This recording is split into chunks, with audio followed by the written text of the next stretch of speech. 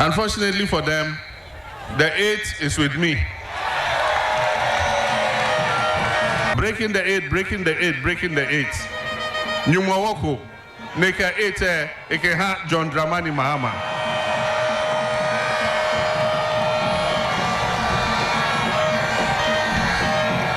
Hey, well, 8, me here 8. Abahena John Makwe.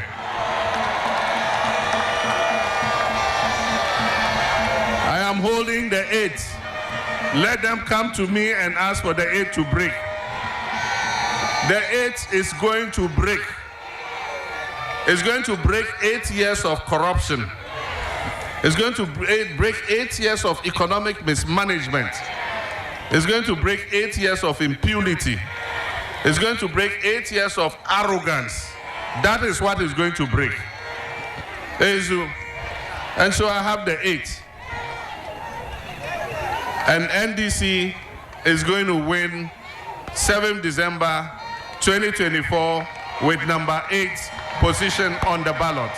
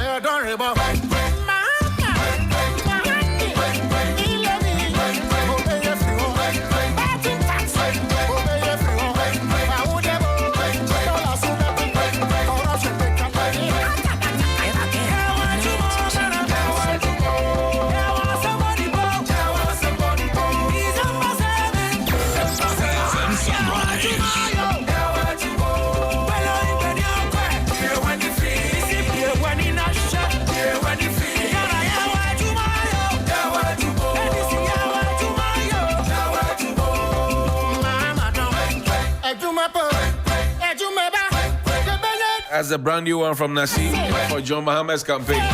Oh, what is Queen Beatrice? Queen is some rice sold in Ashanti region. I'm told that it's the sound you make when you are selling the rice. When the ladle hits the iron pot. Yes. But what has that got to do with I think it's metaphorical, communicating hardship and all that. You know, if you live in the typical town like where I grew up, we used to have some rice. So I think that is just metaphorical to show the kind of hardship we're going through. And Johnny, this is not politics. I keep saying that there are 3 sectors I wish we as politicians don't do politics with: health, education, and the economy. In fact, mine is 5. Add agric and add energy. Yeah, because for me, energy is on the economy. Agric is on the economy too. Because when you walk into the hospital, nobody asks you of your political colors. I remember my auntie who just passed on some few weeks ago. I didn't know she was sick, and when I went to visit my mom and I noticed she was sick, I took her to UGMC, and her son is even the constituency executive of the MPP. And at the hospital, my auntie asked him, "Have you seen what John Mahama has done?" The beauty is that when we got there, they didn't ask him as an MPP executive whether you were MPP and I was NDC. It was just a sick person who had to be rushed to the ward. So health, I don't want us to do politics. Economy, when there is hardship, when everything is not going well, it doesn't matter where you stand. Right. Except that, in recent times, the reason there is a sharp distinction is I think that this government has been excessively corrupt. I don't have to understand. They've been excessively corrupt. They have access to so much corrupt money that they can't appreciate the hardship. And I keep giving this example. Can you imagine explaining to Cecilia Dapa that as Minister of Sanitation, that there is so much hardship and people can afford basic necessities of life? She would probably never understand you, because this is a woman who has millions stashed under her bed. Her house helps even stole in excess of $1 million, and she never noticed. She didn't steal the money for one. I beg you. We don't know that. Yeah, but she doesn't even know where she got the money from. That point has to be made. I don't know that. Yes, but that point has to be made. So imagine you as a journalist speaking to this woman, interviewing her, and telling her the people in Teshinungwa Mami, the people in Labadi, the people in Agliza, Dansoman, the people in Dorwinya, and all those people cannot afford the basic necessities. She can't bring, I mean, she can't relate. And the same, look at recently, we were told people at Flagstaff House, I mean, with all apologies to men, this is somebody whose wife used to give him money to pick church, or not even Uber. These days, people are picking Uber. Right. But at the time, there was no Uber, so he has to pick church. And in the space of 4 years, 5 years, this person has houses at Cantonment, AU Village, Riverfront, and those things that at the time when they were divorcing, the wife was asking for 50%. So how are you going to explain to the presidency that there is hardship and they understand? And one of the things they do is to laugh at the NDC and say that you guys don't have money. You guys don't have homes in Cantonment. You guys have not created billionaires. You guys don't, and I'm sure even in the usual conversations, you may have had some with some of the NPP guys who brag about these things, because principally this is where the NDC and the NPP we depart. We don't believe that you have to siphon state money to be a millionaire. Because I think that the stories of many MPP appointees, look at John Kuma. I don't know where he got his money. And I am always sad about the death of John Kuma, who had in excess of 30 million cedis in his account. And then he died in a very painful manner as a young person. So sometimes having so much money may not necessarily be the solution. Okay, let's move away from that. And it brings me to the National Cathedral. It is a scheme they create. They create projects. I don't understand. You have the men of God and women of God. No, you see, the men of God, women of God, I think they were just used in this grand money laundering scheme, if you ask me. They were used? They were used because who? You know what? You know the story, the Piccadilly story, where a father was an armed robber but would always wear white and quote scriptures, and be kind to the neighbors. And every time will greet you in the name of the Lord and peace be unto you, so that your neighbors will see you as very pious. In the days of trouble, they will say, oh, this man, he cannot do this. This man we know. And everybody will testify for you. And that's exactly what government did. They needed to siphon state funds. But how else were they to do it so that they cannot have the usual morning discussion? So they had to invite men of God in. They had to invite very noble men of God who have even done bigger things than the National Cathedral. So that when they are siphoning the money, these men of God will not know. But they believed in the dream. They believed in the dream. Cathedral. But you see, when you go, I know some people are Catholic, and maybe in future I'll be Catholic as well. When you go for confession and you're confessing your sins to the Father, he believed that whatever you're saying are actually the things you claim happened. So if you came to men of God and the president said, I want to build a cathedral for God, I want to honor God, they are religious people, they know what cathedrals have done, they would buy into the story. And especially when you tell them that, oh, it would be from I mean, not from the states, but from personal funding, and we would raise money. And they did fundraisings and all that. Right. So these were just ploy. And if you want to know the intention that these things were just to siphon money from the state by the Nanado Baumia-led government, look at what happened with the fundraising. Johnny, everywhere in the world, when you do fundraising, you pay a commission on a success basis. Right. Because you don't know whether the fundraising will be successful or not. And even as legal practitioners, we take a brief and we say that at the end of the case, when we get judgment, we take 10% success fee. Right. So that you put in your best. But this is the only fundraising where the fundraisers were paid upfront. Without knowing what we're going to do. Without knowing whether people would even attend the fundraiser. Fundraising or not. So it tells you from day one. And I keep saying that this is consistent with a certain grant scheme. Check the line of scandals.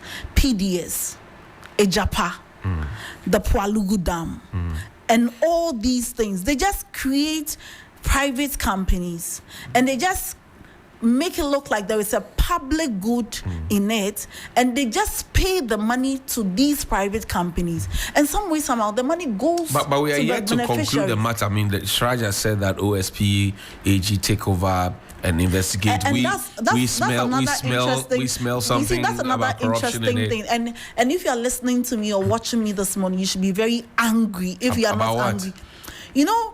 The Attorney General today, who we are told must prosecute some people, was the secretary to the National Cathedral Board. Right. In fact, at the time of incorporation, he was the secretary. He resigned, I think, in 2023 when he realized that, Charlie, where the thing is going is getting murkier. So how is he supposed to prosecute himself? He has the power to prosecute. So how is he supposed to prosecute himself? I just empathize with these men of God. Because, for instance, Dag Heward-Mills had built an auditorium bigger than the National Cathedral. So what would be his motivation to want to take monies from these government? And look at where the monies were paid to. Ajayi, Rebade, without parliamentary approval. None of these monies went to these men of God. So it's just a decoy. And when we started raising these issues, the government just wanted to pitch the Christian community against the NDC and Honorable Samuel Kudzato. But you see, God cannot be mocked. And though it may tarry at the appointed time, it will show forth. Today, yes, I used to be SU Evangelism Secretary. I used to be SU. I'm very grateful. And that's the part people don't know about me. So they just use God to, shield the real thing. It's like when somebody is practicing, it's a fetish, and you have gods behind the church. When you enter the church, you won't see. So this is very sad. And Johnny, what pains me about this National Cathedral thing, even before we go into our discussion, is that right by the National Cathedral is a Ridge Hospital. That's right. The entire cost of the Ridge Hospital was $260 million. But the National Cathedral, we are told, is $312 million. The foundation. The project was going, so at the time of awarding the contract, they knew the value of the project was 312. Right. And you have Ridge Phase 2, and the government has abandoned it. UGMC is 217 million, a 617 bed. So what are you saying? The government is wasteful or what? Yes, so if you have a country like Ghana, Johnny, where women are giving birth on the floor, even with the advent of all these hospitals, the Maritime Hospital, the UGMC, the Dodowa Hospital, the Bank of Ghana Hospital, and all the hospitals I could name that President Mahama and the NDC bequeathed to this nation, we still have a lot to do. Government tells us by their own gap analysis, they needed to build 111 hospitals. When I was doing the calculation, the National Cathedral could have built and operationalized 18 Agenda 111. by the cost of the cathedral. So it tells you the priority. See, this is not politics. I see. The NPP government has got every priority wrong. It is not about our bread and butter issue. It is not about development for the people. It's about just speaking point. It's about just doing something and getting something to say. And in the long to medium term, you would be exposed, and that is exactly what is happening. Why is your flag bearer consistently mocking Dr. Bawumia Nana Addo? I don't think he's mocking them. I think that they have made mockery of themselves. Look at yesterday, I watched a compilation of some of the videos of Dr. Bawumia, and it was just so sad and laughable. I remember vividly well at the time President Mahama was commissioning the UGMC and the Ridge Hospital. Then Dr. Bawumia made a certain statement that given the resources that we have, Ghana could have built a Dubai medical city. That was the first time I heard the word even Dubai medical city. So I kept it. That was what Dr. Bawumia said. Yes, he could have built a Dubai medical city. And today, with more of that money, you have not been able to give us one regional hospital in the 16 regions. That is you making mockery of yourself. He said that we don't need to borrow, and that he has worked at the Bank of Ghana and the money is there. What did he do?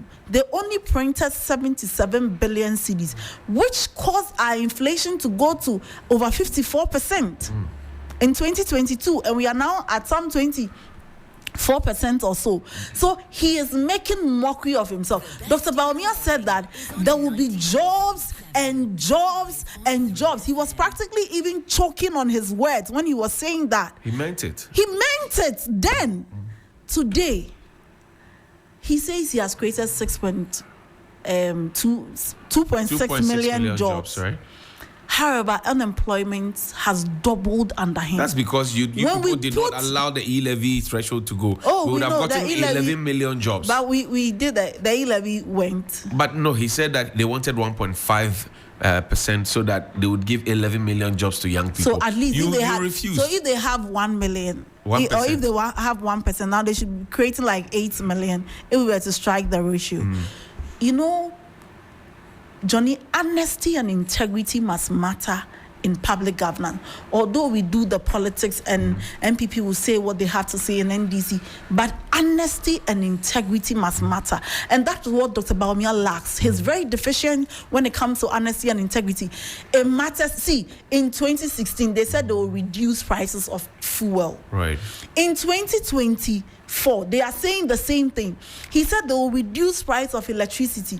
2024, they are saying the same thing. I'll reduce prices of electricity. This is a man who says that, you know what, my government has created a mess. But to clear the mess, you must vote for the same government so that the same government come and clear the mess the same government created. Where is this logic? So President Mahama has not been mocking. He will not be using the same set of people. Which people will he be? NPP has the men, so he will select new players. Which new players? See, Do you think that people serving in government are the only people in the He's not even a man of his own. Look at one thing. Dr. Bawumia says he will run the leanest government. Right. And yet, even before he will run the leanest government, he has more than 500 almost 600 presidential staffers. How did I come by this conclusion? When he was campaigning, he went on to say that in every constituency, 2 people will be made presidential staffers. Right. So from the beginning, he has even 600. Look at his campaign team, the one who is promising to run the leanest government. He has a campaign team of almost 200 people. So is he telling us that when he wins, he will not give his campaign team appointment? But when you get to a construction site, you see a lot more people. But when you finish constructing, only few people come and live there. So he's using them. No, he's using them to build the thing. To build what thing? The campaign. Integrity must matter. See, Dr. Bawumia is the only one. Even though Nana Addo gave his baby mama appointment, Dr. Bawumia has gone beyond that and given his... He did what? Nana Addo gave his baby mama, Madame Virginia Hesse, an ambassadorial position. This is a known fact for 8 years. Does she not deserve so baby mamas, yes, so it's a question of conscience discretion, because you see Article 296 of the Constitution says that where you have a discretion to do something, you ought to exercise it in a reasonable, fair, and I will add, ethical manner. So yes, the person may be qualified, but did the people vote for you to come and give your baby mama's appointment and give your daughters a $34 million contract? Why did they not get any of these things? In fact, they didn't even have companies operating until their father became president. So you, Baumia, you have given as vice president, who said he's not in charge and was not allowed to work, gave the father-in-law ambassadorial position to UAE, the Dubai medical city that he said he would build. He gave his brother is a technical advisor, Ministry of Finance. The wife's brother is the NADMO something. So you can imagine the man who is not in charge when he becomes in charge. Johnny, what we are experiencing are unprecedented levels of indiscretion in government. We've always known that we have issues with our 1992 Constitution. It was not perfect, but nobody called for such a huge constitutional reform. In fact, the constitutional reform that even started because President Mills believed that something has to be done. But even after that, we had President Mahama, and we ruled smoothly. What we are having is people being tired. This morning, listen and monitor the airwaves. If it is not about a certain corruption scandal, it's about the National Cathedral, it's about something on hardship, it's about many, and sometimes open the phone lines and let people tell you the kind of frustrations they are going through.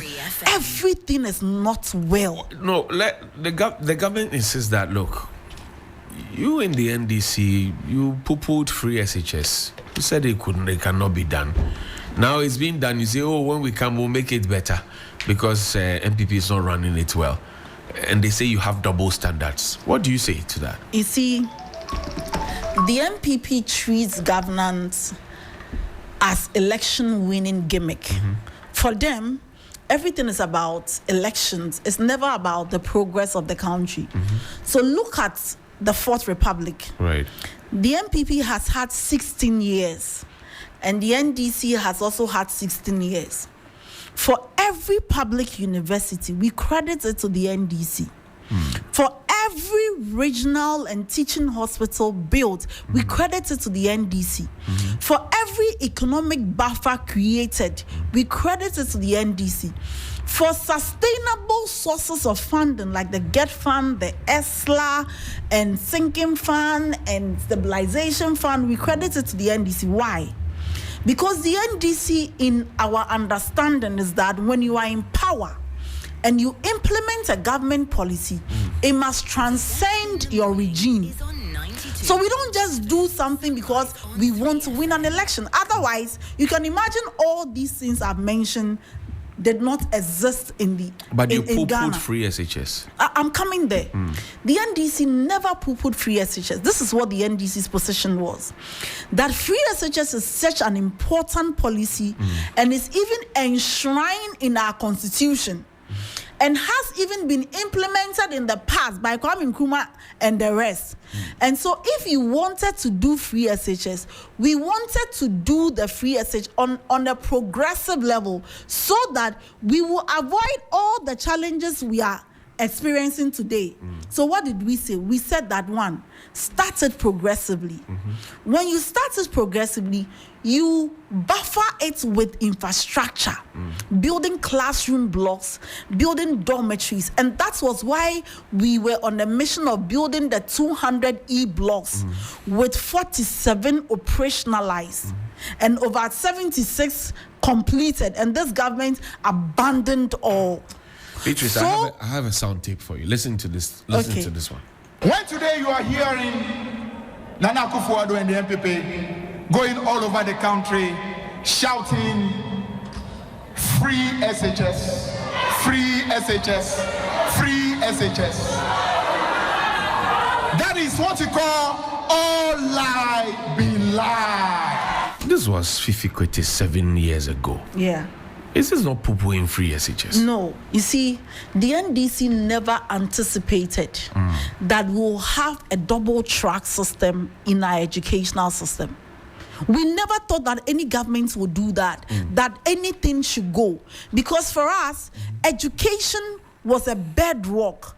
And check the NDC's record in education, eliminating over 2,035 schools under trees, increasing the textbook to student ratio from 4 students to 1 textbook to 1 student to 4 textbook, supplying free uniforms and free sandals, building 200 secondary schools from scratch across all the 16 regions. So this is our track record. We never thought that we could subject free SHS to giving children expired food.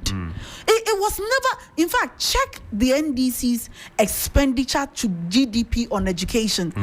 Despite the fact that we didn't do the free SHS on the wholesale basis like they have done it, we were doing about 4.5 on the average to GDP on education. This government has not even been able to do 4%. But they say they have more people enrolled than you ever did. Every year. So let me show you. So, Johnny, let me answer the question one at a time. Yes, sir. So we never poo-pooed the pre-SHS. We said that we don't have to subject the children to all these things. Go to school for 1 month, come and sit at home for 3 months, no extra curriculum activity. I am as eloquent as people think I am because I was a member of the debating club in secondary school. They don't have that. Again, people are whatever they are because either they join the drama club or the entertainment or quiz club, harnessing talent. They don't have any of those things today. Are you serious? That yes. In secondary school you can't find those things? You don't have those things. Those intercore we used to go. You remember intercore where right, the sports you don't festivals. have those sports. You don't have them. Because it's a double track. By the time you are leaving, someone is coming. So we never. But so where do they get the National Science and Maths Quiz candidates from? That is a special arrangement they make. Okay. So when you come, they take you out of the mainstream, and they start training you. Science and maths quiz. But in the past, you could go through the system, and so after you take 5 people to go and do the national science and math, what happened to the over 2,000 people in one school? So we never anticipated this will happen. So the NDC's position was build infrastructure. So we started building the e-block so that you don't have to have double track. The NDC's position is have a dedicated source of funding. So let's begin to judge and see how we can have a dedicated source like we have for the NHIS, so that education will be complete, will be quality, and you see this thing about increase in enrollment, Johnny. Check the statistics. Right. Every year, from the time this nation was founded, in consonance with population growth, enrollments will increase. In consonance, enrollments will increase. What the government has not been able to tell us is the true figures. Recently, the government started running adverts with 5 million people benefiting. Then Fact Check Ghana, taking the data from Ministry of Finance, says that it's 3.5 or a little above 3.1 million people benefiting. So it tells you the motive. Why will government even lie about it? Free SHS, I keep saying, it's a good policy, implemented poorly. And I would appeal to Ghanaians to let the NDC come and shape free SHS for them to see what it means to have education. What do you think as a mother of the expired rice saga? I think that in the secondary schools. I think I've been avoiding talking about this topic because it makes me a bit emotional. You know, within the context of the educational system we run in the secondary school, we say that government is in loco parentis, meaning that acting as a parent or in place of a parent for the kids. Right. So if you, Johnny, you cannot even look your dog in the face and give a dog or a cat expired food, Why will government, under the guise of free SHS or not wanting to be bastardized, just give these children expired food? And you know, when I listen to the government justification, the government says that, oh, we should be grateful that the food was not poisoned. Yeah. You know, it tells you the levels to which we have sunk. That this government will do anything, it doesn't matter if people die, to protect that which they want to use to win election. What is wrong if something like this has come to the fore? And government says that, you know what, heads must roll, because first of all, you should not have changed the origin of the rice, repackaged, especially without the supervision of the FDA, which had the potential to, at this point, children may have fallen sick because nobody knew they ate that kind of rice. And you should see the video of the rice that was packaged. Very, very, very worrying. People may have fallen sick. We thank God nobody died. But what if somebody died? Government had to wait for somebody to die before they say, oh, because somebody died. And you know, the Deputy Minister of Education, we are told, was aware. He's now saying, oh, I was not aware. So it even tells you what kind of supervision is going on. See, let us not be blackmailed with free SHS. Because much as it's a good policy, it can be made better. Why settle for less when you can have more? Are you speaking against it because free SHS is winning the elections for the MPP? Free SHS is not winning the election for the MPP. It is not winning. It is winning it. They have reduced the election to free SHS. This election, how do you mean? They have reduced it. They have more than 22 different adverts on free SHS. This election is about the economy. This election is about the living condition. This election is about the corruption in the system. This election is about who can put the resources of the country better. Everybody knows that the NDC will not cancel the free SHS. So free SHS can no longer be the topic, because whether MPP or NDC, free SHS has come to stay. And so the discussion will have to be elevated about free SHS to the economy. What is the track record of the government? We'll come to economy, drink water. Helen, let's talk about electoral. Let's talk about the conversation that the LPM quickly. The 3FM Sunrise team is back on the move this Friday and 29th November for the 5th edition of the 3FM bus ride. And this time around, we're bringing the conversation all the way from Sakumono through Bachuna, Spintex, Accra Mall, and then to Circle. And we want you on board. Expect lively debates, fresh perspectives, and a totally enjoyable bus ride with VVIP guests from the entertainment industry and security sector, and also a surprise appearance that will add even more vibe to the ride. Let's turn your commute into a chance to chat about what really matters to you as Ghanaians, and most importantly, have thrilling conversations to make you and your commute nice and make it count. To reserve your seat, kindly text 053 2300927. That's 053-223-00927, or WhatsApp that number right now. 3FM Sunrise Mobile Edition, bringing the voices of Ghana to you only on 3FM 92.7, your urban lifestyle radio. This edition of 3FM Bus Ride is supported by Royal VVIP, providing a bus, and Studio 502 is providing also technical support. Helen? All right, well, Cousins Baby Hair and Body Wash comes in 2 different variants, and you can get it in mild and gentle, also soft and smooth. Make baby's bath time very exciting indeed. It's specially formulated with a blend of organic oats, nourishing milk, manuka, honey, rose oil, amongst others. Now let me tell you what makes it truly, truly special. Cousins Baby Hair and Body Wash is gentle and irritation free on your baby's delicate skin. It's hypoallergenic, giving you peace of mind that it's perfect for sensitive skin. And most importantly, the mood scent technology helps to stimulate a pleasant, happy mood, so those giggles keep on coming. Get the new Cousins Baby Hair and Body Wash and make bath time a soothing, splash-filled bonding moment between you and your little angel. It's available in all leading mother care outlets nationwide. Cousins Baby, growing together naturally. And guess what? Junction Mall is 10.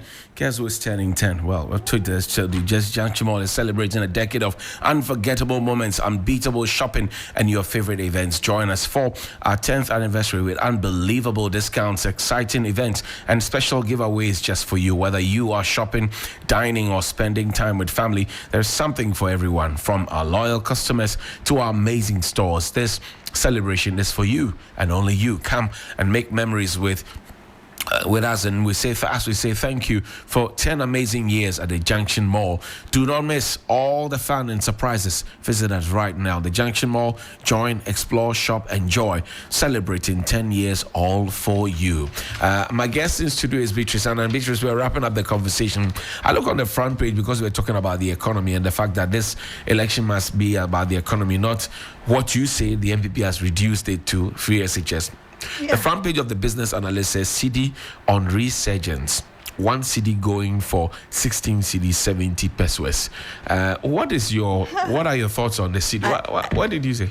I laugh because we are being invited to celebrate less. You know, Dr. Baumia became famous because of his lectures on the CD. He said that when the fundamentals are weak, the exchange rate will expose you. Right. That it was unconscionable for Ghanaians to buy $1 for 3 CDs. Today, you cannot tell me that times 4 of that. That's even 12. 5 is 15. 16 CDs, 50 pesos should be celebrated. And I ask the question I want to ask everybody. Do you want to buy, or were you better off buying the dollar at 4 CDs or 16 CDs? Were you better off when Kenke was 50 pesos and 1 CD? Or you are better off when it's 5 CDs and 7 CDs? Were you better off when fuel was 14 CDs per gallon? Or it is better to buy it at 75 CDs per gallon? Is it better when bread was 2 CD, 3 CD, and today it's 18 CDs? My favorite bread, hot oven. Were you better off when you could pay? These days you pick trotro and it's like you have picked taxi. The last time I picked trotro from my junction to Accra Mall and it was 15 CDs, and I was like, what's happening? Trotro. And I was like, what's happening? Why do you live with Helen? Because her area is far. So. That means we live together. You know what's happening? So if in and out is 30 CDs, how much a month and what is your salary? So all is not well.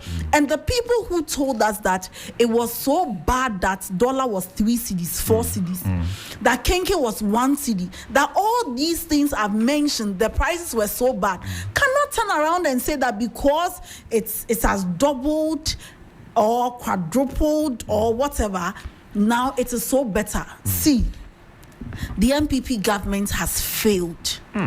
You must not reward misgovernance. The MPP government said they have done better than they you. have failed. See, they have done better they are only gaslighting. They have been told that keep saying that. So no matter what you say, if there was an MPP person in the studio and you ask, he will still say they've done better, because for them, they will not listen to anybody. They will say what they want to say. See, they have failed. It's not only on the economy. Our democratic gains have eroded. Check the latest Afrobarometer report. Even the EIU predict that if the MPP should win the election, there will be unrest. That's the EIU prediction.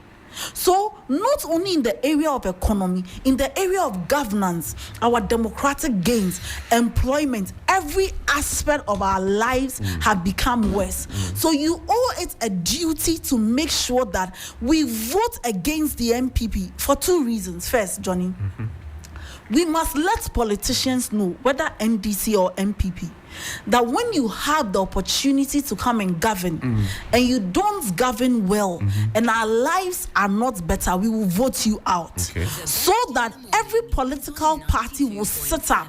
And so Ghanaians must vote against the MPP for this particular reason. Secondly, you must vote against the MPP to know that you cannot come to power and take away the state's resources through corruption and share the same money to the people when it's election, because the people will take the money, spend spend the money and vote against you, so that when politicians get access to state funds, they will build that road in your community.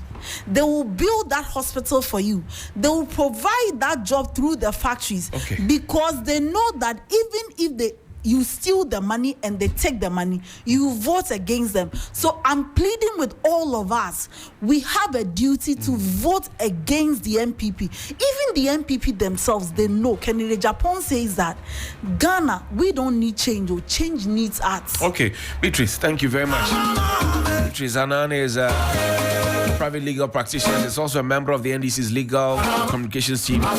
She's the deputy spokesperson for the NDC's John Mahama's campaign going into the 2024 elections. It's only 11 days to the big election. You've heard a message. I'm sure yesterday you heard some message from the MPP as well. Our job is to bring you the messages. 24-hour economy, women's banking, and many other things that have been promised. Promises they fly left, right, center. We have the Kokromoti power. We will decide. I have to go. Now time for birthdays. It's your birthday today. Happy birthday to you.